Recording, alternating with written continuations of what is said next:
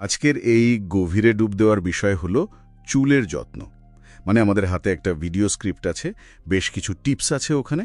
আমরা চেষ্টা করব এর একদম নির্যাসটুকু মানে জরুরি কথাগুলো বের করে আনতে। ঠিক। তো চলুন শুরু করা যাক। উৎসটা মানে স্ক্রিপ্টটা কিন্তু শুধু একটা নয়, বেশ কয়েকটা গুরুত্বপূর্ণ দিকেই ফোকাস করেছে। ধোয়ার কৌশল, আবার ধরুন ঠিক জিনিস বাছা, এরকম আর কি। তবে সবকিছুর উপরে একটা মৌলিক ধারণার উপর খুব জোর দেওয়া হয়েছে। হ্যাঁ হ্যাঁ। আর সেই প্রথম আর সবচেয়ে জরুরি টিপসটা হলো মাথার ত্বককে ভালোবাসুন। উৎসটাতে বলা হচ্ছে আপনার চুলের মূল ঘর হচ্ছে মাথার ত্বক। এটা কিন্তু বেশ পাওয়ারফুল একটা আইডিয়া, তাই না?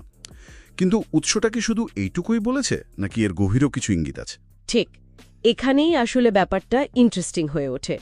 উৎসটা মাথার ত্বককে শুধু ঘর বলছে না, বরং বুঝিয়ে দিচ্ছে যে এই ভিত মানে এই ফাউন্ডেশনটার যত্ন যদি ঠিকমতো না হয়, তাহলে চুলের যত রকমের বাইরের পরিচর্যায় আমরা করি না কেন, সেটা হয়তো খুব বেশি দিন টিকবে না, লম্বা সময়ের জন্য ফল দেবে না আর কি। উৎসটা কিছু নির্দিষ্ট দিকেও ইশারা করেছে, যেমন ধরুন মাথার ত্বকটা পরিষ্কার রাখা, আর সম্ভবত খুব বেশি কেমিক্যাল ব্যবহার না করা, যেগুলো এই ঘরের স্বাস্থ্যটা ভালো রাখে। আচ্ছা, তার মানে শুধু চুলটা ধুয়ে পরিষ্কার রাখাই সব না। কোথা থেকে চুলটা গজাচ্ছে, ওই জায়গাটা, সেই জায়গাটার যত্ন নেওয়া যা আসল। উৎসটা কি মাথার ত্বকের যত্নের জন্য কোনো স্পেসিফিক পদ্ধতি বা কোনো জিনিসের কথা বলেছে? হয়তো কোনো প্রোডাক্টের নাম বলেনি, কিন্তু পরিষ্কার পরিচ্ছন্ন রাখা আর অতিরিক্ত তেল বা ময়লা যাতে না জমে সেটার উপর জোর দিয়েছে।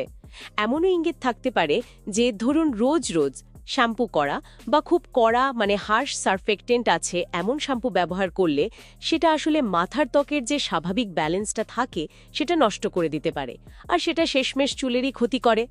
আসল কথাটা হলো মাথার ত্বকেরও তো একটা নিজস্ব ইকোসিস্টেম আছে না, সেটার খেয়াল রাখা। বুঝলাম।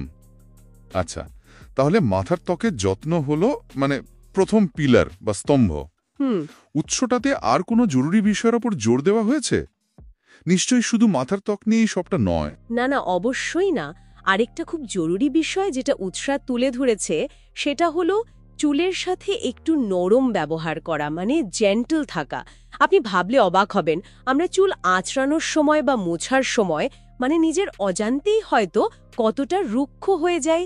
উৎসটা মনে করিয়ে দিচ্ছে যে ভেজা চুল, বুঝলেন, ভেজা চুল কিন্তু অনেক বেশি নাজুক থাকে, ভেঙে যাওয়ার চান্স বেশি থাকে। তাই তোয়ালে দিয়ে খুব ঘষে ঘষে মোছা বা ভেজা অবস্থাতেই জোরে জোরে ব্রাশ করা, এগুলো চুলের জন্য খুবই খারাপ হতে পারে। ও, এটা তো দারুণ একটা পয়েন্ট। সত্যি আমরা প্রায় এটা খেয়াল করি না।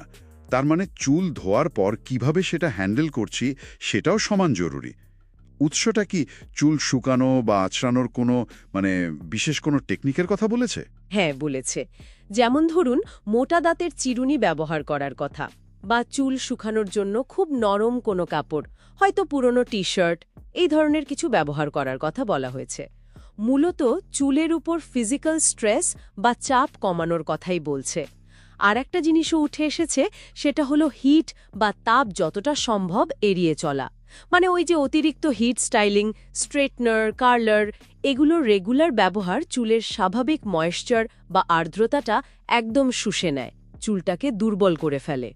আচ্ছা, তাহলে মূল দুটো বিষয় আমরা পেলাম। এক, চুলের ভিত মাথার ত্বক, সেটার যত্ন নেওয়া। আর দুই, চুলের সাথে একটু সফট ব্যবহার করা, বিশেষ করে যখন চুলটা ভেজা থাকে বা স্টাইল করার সময়। এই দুটো বিষয় কি এরা কি একে অপরের সাথে যুক্ত? অবশ্যই যুক্ত, একদম।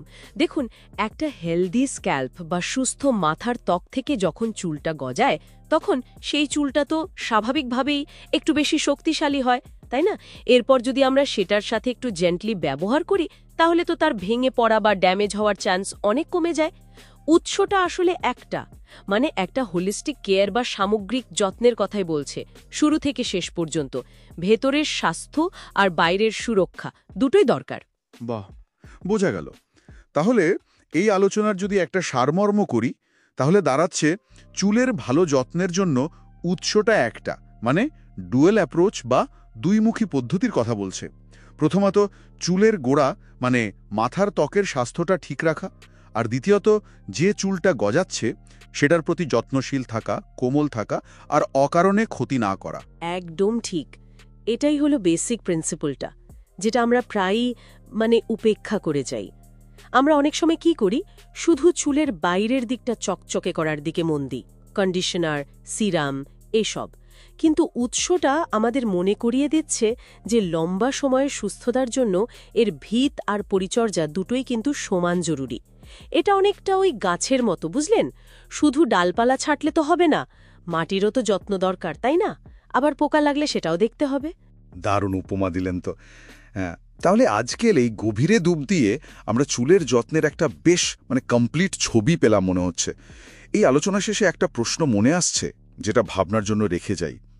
উৎসটা তো মাথার ত্বক আর চুলের প্রতি কোমল আচরণের ওপর জোর দিল, কিন্তু আমাদের লাইফস্টাইল জীবনযাত্রা, আমাদের খাদ্যাভ্যাস বা ধরুন মানসিক চাপ, এগুলোও কি চুলের স্বাস্থ্যের ওপর কোনো প্রভাব ফেলে, যা হয়তো এই উৎসটাতে সরাসরি বলা হয়নি, কিন্তু এই যে দুটো মূলনীতির কথা আমরা জানলাম, সেগুলোর কার্যকারিতাকেও হয়তো প্রভাবিত করতে পারে? এটা নিয়ে ভাবা যেতে পারে।